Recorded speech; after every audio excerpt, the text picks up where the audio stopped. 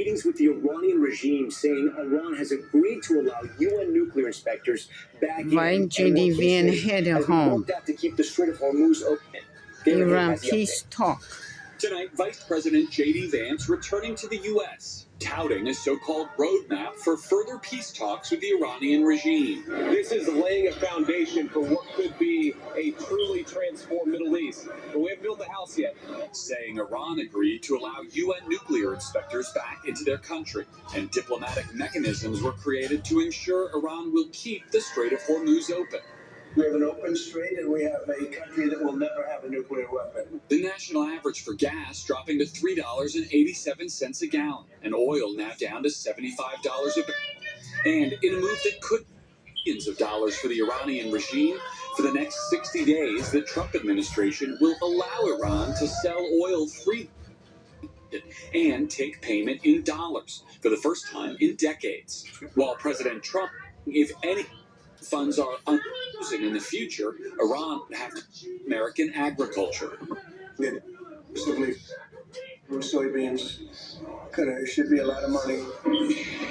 But deal to stop the war and start these talks still and former officials. Is you panic? Yeah. I'd rather try diplomacy than take it off the table. Do you support this deal? Well, look, I like the fact that we've extended the ceasefire. I like the fact that the strait opened up. There are many of the points that I have serious and concerns about. Garrett, as we're finally seeing as gas prices come down tonight, we're getting more positive developments in the Strait of Hormuz. That's right, Tom. According to the tracking agency S&P Global, 15 tankers passed through the strait today. That's the most in a single day since the war began. We're still not anywhere near the pre-war numbers, but it does show that after some tense moments at this weekend's talks, the standoff in the strait, at least, appears to be thawing. Tom?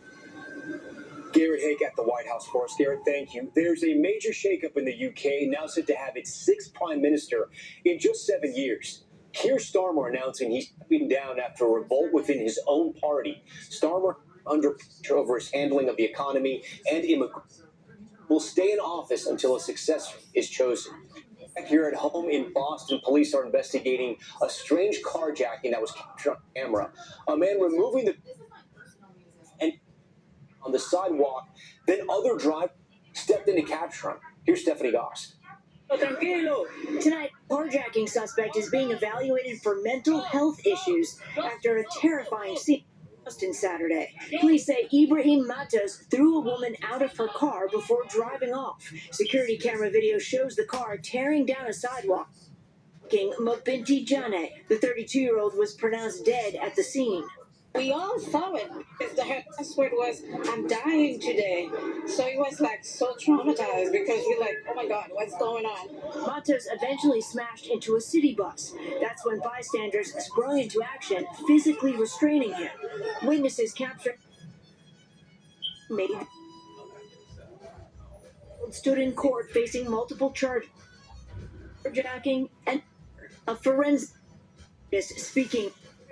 He reports he has PTSD. Brother reports he suffers from schizophrenia. Johnny's family left heartbroken. With saddened.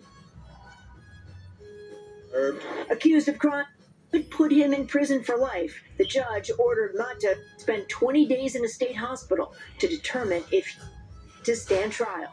Stephanie Gosk, NBC News. Tonight, we're also remembering Alan Greenspan, one of the most influential